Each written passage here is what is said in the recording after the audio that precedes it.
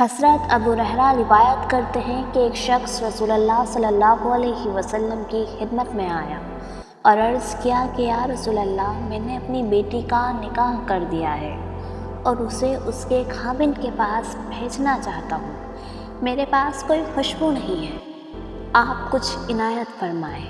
آپ نے ارشاد فرمایا کہ میرے پاس ابھی کچھ موجود نہیں، کل صبح ایک چوڑے منہ والی شیشی اور کسی درخت کی لکڑی میرے پاس لے آنا۔ دوسرے روز وہ شخص شیشی اور لکڑی لے کر آپ کی حاضر خدمت ہوا۔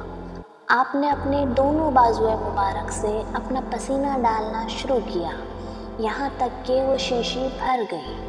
پھر آپ نے فرمایا کہ اسے لے جا، اپنی بیٹی سے کہہ دینا اس لکڑی کو شیشی میں تر کر کے مل لیا کرے۔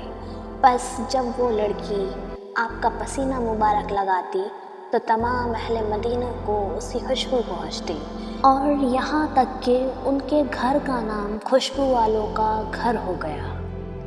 تو دوستو، بیٹیوں کے نکاح اور رخصتی پر خوشبو اور خوشبودار ماحول ایک سنت اور پسندیدہ عمل ہے، اور نبیوں اور ولیوں کی ہدایت میں برکت ہے۔ ہمارے چینل کو لائک اینڈ سبسکرائب شیئر ضرور کریں۔ انشاءاللہ پھر ملاقات ہوگی، جب تک کے لیے السلام علیکم۔